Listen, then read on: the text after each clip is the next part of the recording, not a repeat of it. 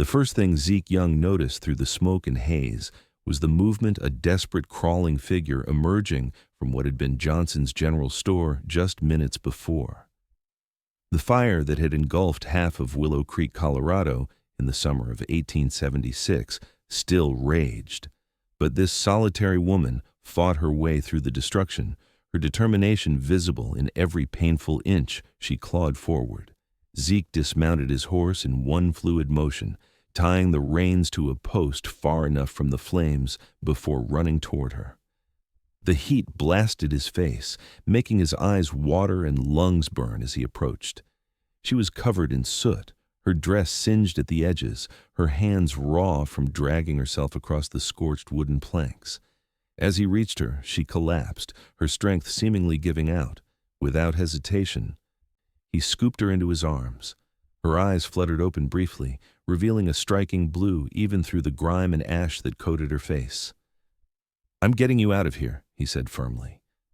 "My sister's journal," she whispered hoarsely, trying to gesture back toward the inferno. "Please." "Nothing's worth your life," he replied, carrying her away from the burning buildings. "It's all I have left of her," she insisted weakly. Zeke looked at the determination in her eyes, then at the deadly wall of flames consuming the shop. "Stay here," he ordered, setting her down carefully behind a water trough. He pulled his bandana up over his nose and mouth and ran toward the burning building, the heat intensifying with each step. Inside, visibility was near zero, the smoke thick enough to choke on. He crouched low, eyes burning as he scanned the floor. Near what must have been the counter, he spotted a leather-bound book, its edges singed but largely intact. He grabbed it and retreated as a beam crashed down behind him. When he emerged, coughing and gasping for air, the woman had managed to pull herself up to sit against the trough. Her eyes widened at the sight of the journal in his hand. "You found it," she breathed, her voice cracking with emotion as he handed it to her. "You're stronger than the fire itself," he said, genuine admiration in his voice as he helped her to her feet. "Most folks would have stayed down." "Thank you, Mr. Young, Zeke Young," he replied, supporting her weight as her legs trembled beneath her. "Abigail Winters," she responded, clutching the journal to her chest. "Everyone calls me Abby." The fire brigade was working frantically to stop the spread of the flames, but half the main street of Willow Creek was already lost. Zeke guided Abby toward the doctor's house at the edge of town, one of the buildings fortunately spared from the blaze. "What happened back there?" he asked as they walked slowly. "How did you end up in that store?" Abby's eyes clouded with pain. "I arrived on the afternoon stage. I was meeting with Mr. Johnson about taking over the millinery section of his store when we heard the commotion. The livery stable caught fire first. It spread so fast," she swallowed hard. "Mr. Johnson went to help others. I tried to follow, but something fell. I must have been knocked unconscious. When I came to, everything was burning." Zeke nodded grimly.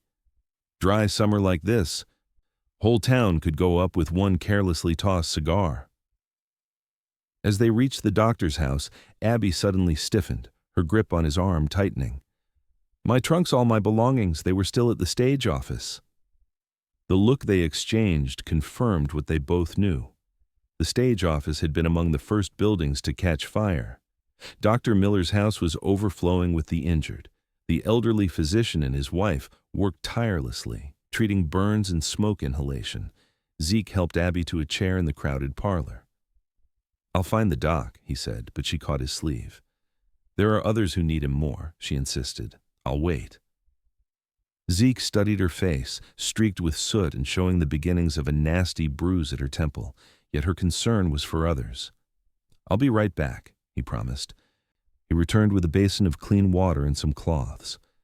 "Doc's overwhelmed, said to clean you up and he'll check that head wound when he can." Carefully, he began to clean the soot from her face, revealing fair skin beneath.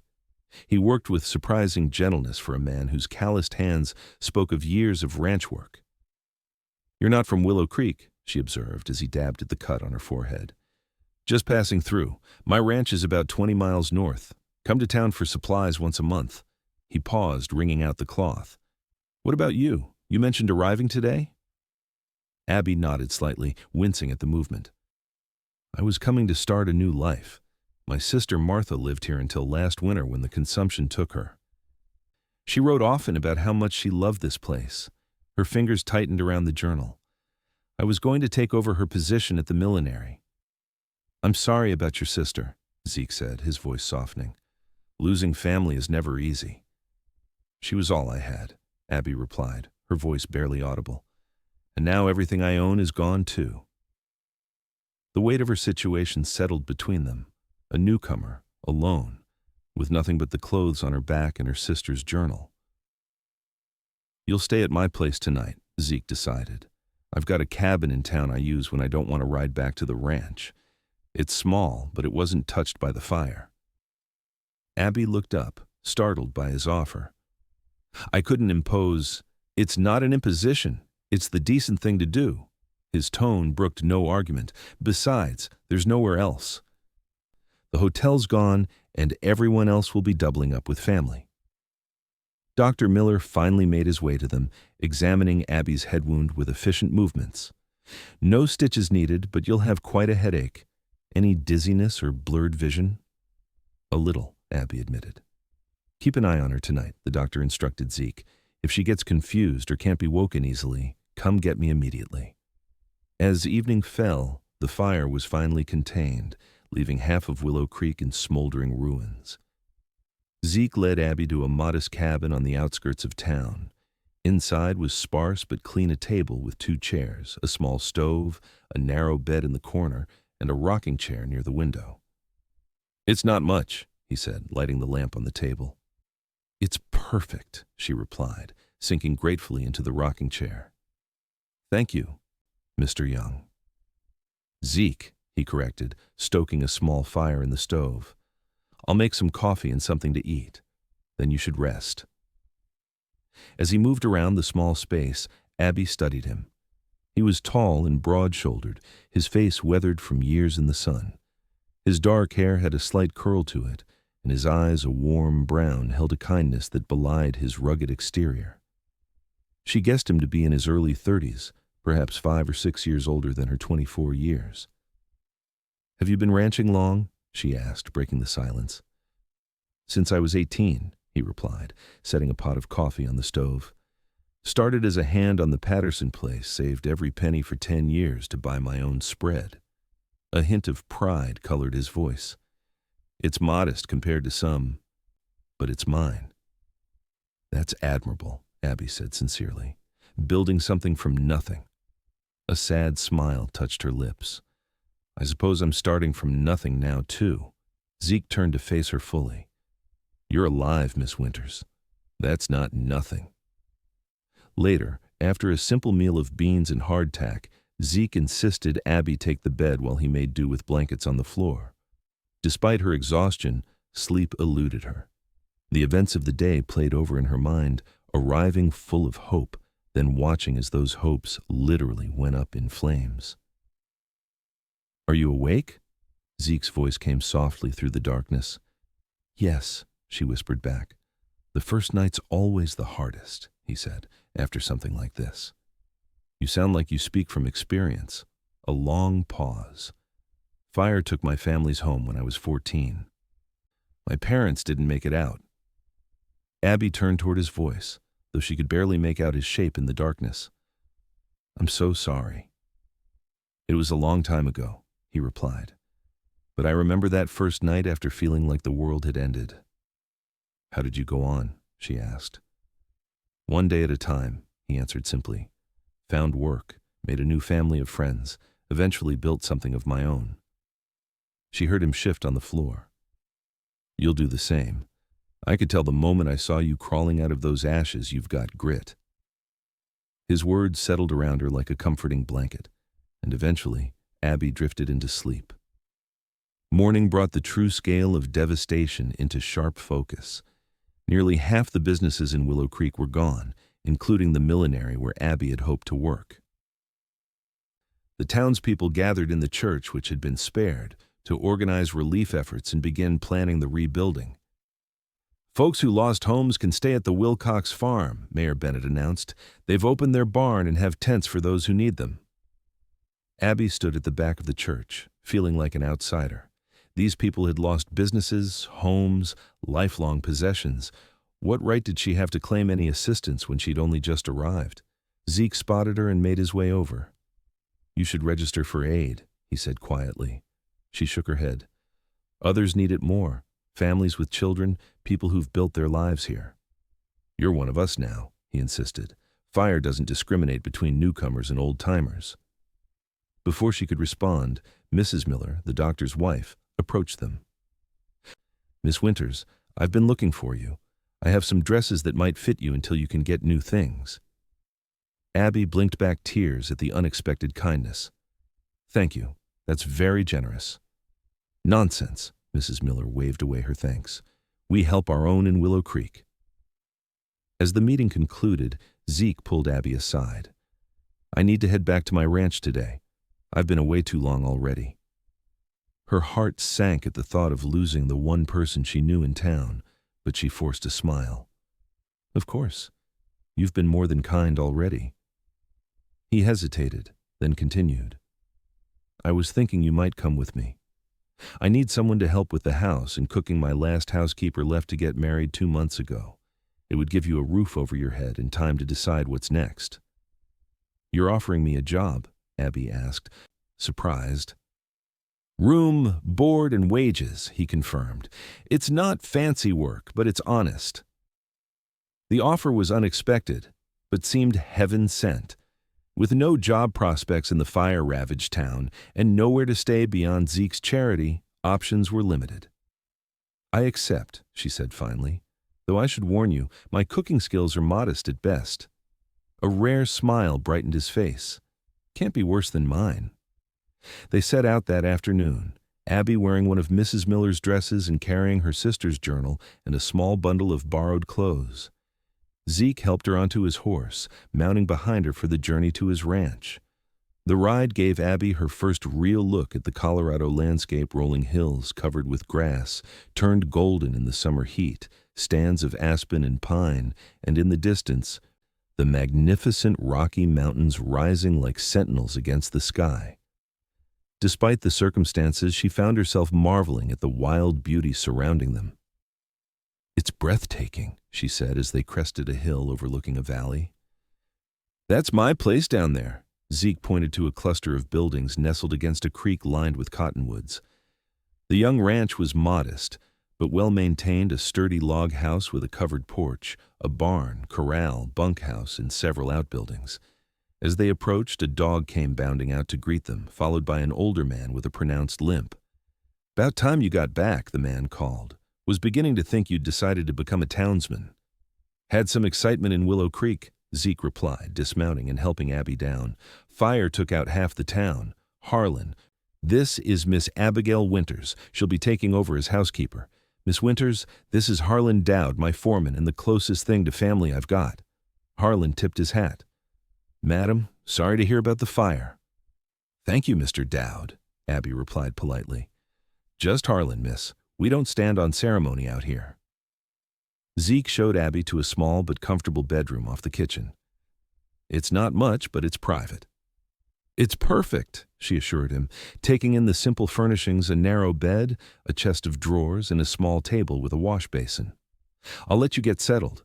Supper's usually at sundown. Don't worry about cooking tonight, we can manage." Left alone, Abby sat on the bed, finally allowing herself a moment to process everything. In just 24 hours, her life had completely changed course. The tears she'd been holding back finally came, a release of grief for her lost possessions, her sister, and the future she'd imagined. When she emerged from her room an hour later, eyes red but composure regained, she found Zeke and Harlan attempting to prepare a meal. Their clumsy efforts brought a genuine smile to her face. "May I?" she asked, stepping forward to rescue a pot of beans that was about to boil over. Zeke stepped back gratefully. "Please." Despite her warning about her cooking skills, Abby managed to salvage the meal. As they ate, Harlan filled them in on ranch happenings and asked about the fire in town. "How many lost?" he asked soberly. "3 confirmed," Zeke replied. "Could have been worse if not for folks like Miss Winters here. Found her crawling out of Johnson's store, still trying to save her sister's journal despite nearly being overcome by smoke. Harlan raised his eyebrows, studying Abby with new respect. Takes grit to keep going when everything's falling apart around you. That's what I told her, Zeke agreed. Said she was stronger than the fire itself. Abby felt her cheeks warm at their admiration. I only did what anyone would do. No, miss, Harlan shook his head. Most folks freeze up or panic. Takes a special kind to keep thinking and moving when death's breathing down your neck. After dinner, Zeke showed Abby around the house, explaining her duties. The tour was brief. The house consisted of the kitchen with her adjoining bedroom, a main room with a fireplace, Zeke's bedroom, and a small study filled with books that surprised her. You're a reader, she observed, running her fingers along the spines. Winter nights are long out here, he replied with a slight shrug. Feel free to borrow any that interest you. The following days fell into a rhythm as Abby settled into her role. She rose early to prepare breakfast for Zeke and the 3 ranch hands who lived in the bunkhouse, cleaned the house, did laundry, and prepared the other meals. The work was hard but satisfying, giving her purpose and structure when she needed it most. In the evenings, she often sat on the porch, writing in a journal Zeke had given her, sometimes reading from Martha's journal and finding comfort in her sister's descriptions of life in Colorado. Occasionally, Zeke would join her, sitting in comfortable silence or engaging in quiet conversation as the sun set behind the mountains. Did you always want to be a rancher? She asked one evening, about 2 weeks after her arrival. Zeke considered the question, rocking slowly in his chair. No, thought I might be a lawyer once before my parents died. After that, I just needed work. Turned out I had a knack with cattle and horses. He glanced at her. What about you? Was millinery work your dream? Abby smiled wistfully.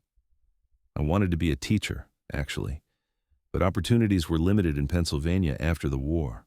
When Martha wrote about Willow Creek needing someone for the millinery, it seemed like a chance for a fresh start. You could still teach, Zeke pointed out. Willow Creek School was spared in the fire, and Miss Henderson has been talking about retiring. The suggestion planted a seed in Abby's mind, one that took root over the following days. Perhaps the fire hadn't destroyed her chance for a new beginning, but merely altered its direction. As summer faded into fall, Abby found herself increasingly drawn to Zeke. His quiet strength and unwavering integrity impressed her, and she discovered layers to him that weren't immediately apparent. His dry sense of humor, his thoughtfulness, his knowledge of literature that rivaled her own.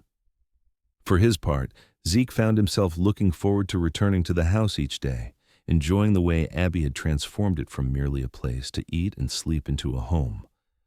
Fresh wildflowers appeared on the table, curtains made from flour sacks adorned the windows, and the smell of home-baked bread, after some initial disasters that became a running joke between them, frequently filled the kitchen. One crisp October afternoon, Abby rode with Zeke to check on a pregnant mare in a distant pasture. They found the horse in labor, and Zeke dismounted quickly. She's having trouble, he said, approaching the distressed animal carefully. Abby watched as he spoke soothingly to the mare, examining her with gentle hands. The foal's positioned wrong, he explained. I'll need to turn it. For the next hour, Abby assisted as Zeke worked to save both mare and foal, handing him tools from his saddlebag and offering encouragement. When finally a wobbly-legged colt stood beside its exhausted mother, the shared triumph created a bond between them that transcended employer and employee. That was amazing, Abby said as they rode back in the gathering dusk. The way you knew exactly what to do.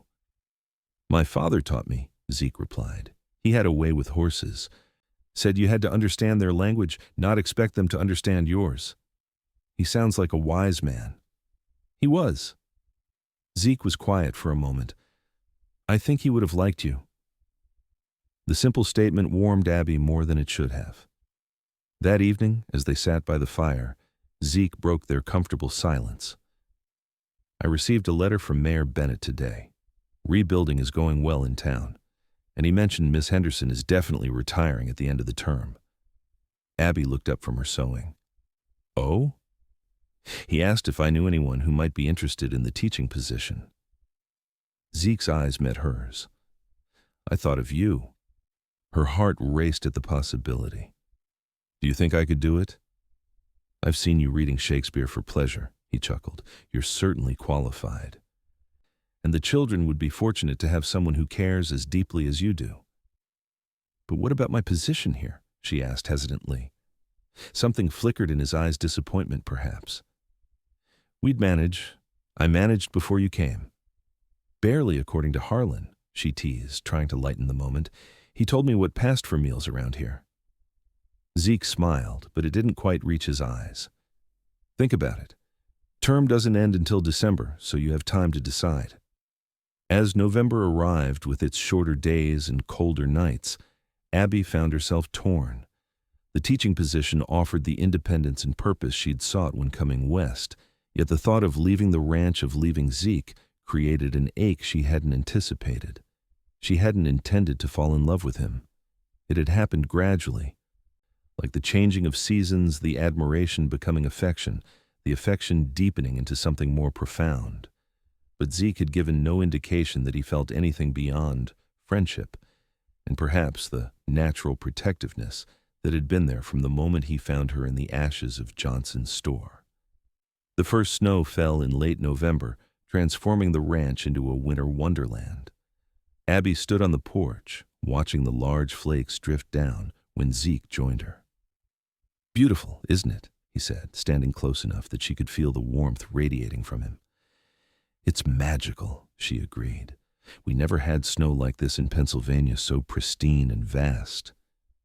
They stood in silence for a moment, their breath creating small clouds in the cold air. Have you decided about the teaching position? He asked finally. Abby's heart sank. Was he eager for her to leave? Not yet. I should probably give Mayor Bennett an answer soon. Zeke turned to face her fully. Abby, He stopped, seeming to struggle with his words. I want you to know that whatever you decide, you'll always have a place here. As your housekeeper, she said softly, unable to keep a hint of disappointment from her voice. As whatever you want to be, he replied, his voice dropping to match hers. She looked up, meeting his gaze, searching for his meaning. I'm not good with words, not when they matter most, he continued. But these past months, having you here, he took a deep breath. I never expected to find someone who would make this place feel like a real home again. Hope bloomed in Abby's chest. Zeke, what are you saying? I'm saying I care for you, Abby. More than I should as your employer, more than I've cared for anyone in a very long time. His eyes held hers, vulnerable in a way she'd never seen before. And the thought of you leaving to teach in town, it's the right thing to offer you the opportunity. But selfishly, I don't want you to go. Abby's breath caught. I don't want to go either, she admitted. But I didn't think there was any other option. I didn't think you felt this way, he finished for her. I've felt it since that day on the porch when you told me about wanting to be a teacher. Maybe even before that, when you insisted on helping Mrs. Miller tend to the injured after the fire, despite your own injuries. Slowly, giving her every chance to step away, Zeke reached for her hand. When she didn't pull back, he entwined his fingers with hers. I know I'm just a simple rancher, he said, and you deserve, she interrupted. I deserve someone who saw strength in me when I felt weakest, someone who offered help without expecting anything in return, someone who respects me enough to encourage my dreams even when they conflict with his own wishes. The hope in his eyes made her heart soar. Are you saying? I'm saying I care for you too, Zeke Young. Deeply. The kiss that followed was gentle at first, tentative, but grew in certainty and warmth, melting away the chill of the winter air around them. When they finally broke apart, Zeke rested his forehead against hers. So what now? The teaching position. Can wait, Abby decided. Perhaps I could teach here first, at the ranch. There are children at the neighboring ranches who can't make it to town during winter months. We could start a small school here, and I could still help with the house. You'd do that? The wonder in his voice made her smile. This feels like where I'm meant to be, she replied simply. With you. December brought with it the Christmas season, and with it, a trip to the newly rebuilt Willow Creek. The town had risen from the ashes with remarkable speed, though many of the buildings were still under construction. Johnson's General Store stood proud at the center of Main Street, its new facade gleaming with fresh paint. Zeke and Abby made their rounds, purchasing supplies and greeting townspeople who welcomed Abby warmly, despite her brief tenure among them before the fire. They stopped by the mayor's office to discuss Abby's alternative teaching plan, which he embraced enthusiastically. "A circuit school for the outlying ranches is exactly what we need," Mayor Bennett exclaimed. "Miss Henderson can continue with the town children, and you can reach those who would otherwise go without education during the winter months." As they left the mayor's office, Zeke guided Abby toward Johnson's store. "I have one more stop to make," he said cryptically. Inside, Mr. Johnson greeted them heartily.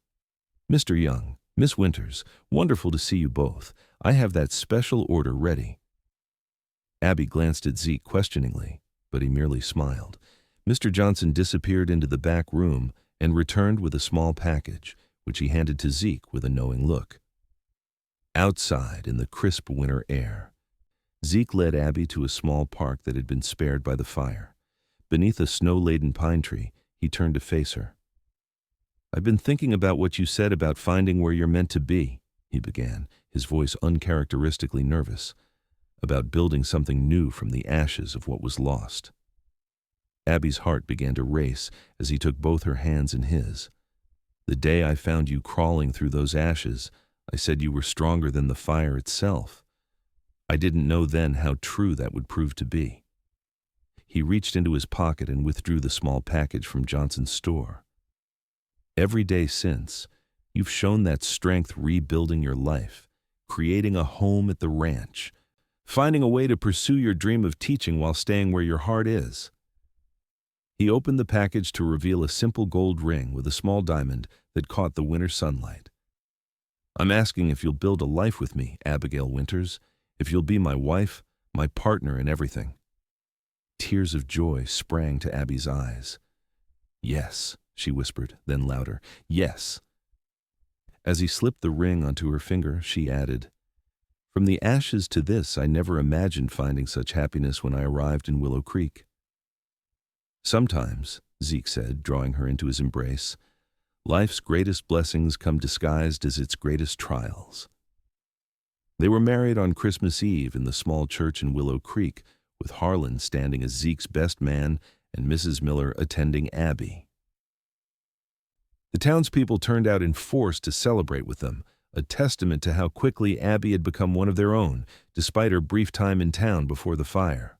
Spring brought new life to the young ranch calves in the pastures, wildflowers on the hills, and Abby's small school thriving in the converted bunkhouse, with the ranch hands happily relocating to a newly built structure.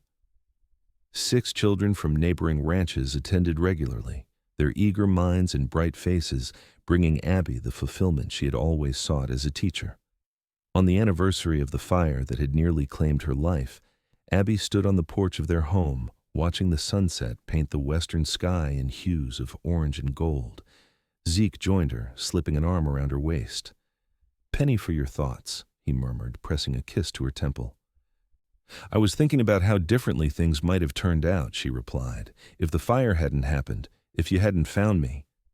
If you hadn't been strong enough to keep fighting," he added. She leaned into his embrace. "It's strange to think that losing everything led me to finding everything I never knew I wanted." "That's the thing about fires," Zeke said thoughtfully. "They destroy, yes, but they also clear the way for new growth. The ashes nourish what comes after." Abby turned in his arms to face him, her expression soft with love. "And what came after for us is more beautiful than I ever could have imagined." As the last light of day faded and the first stars appeared in the darkening sky, they stood together, a testament to resilience, to hope, and to love that, like Abby herself, had proven stronger than the fire that first brought them together.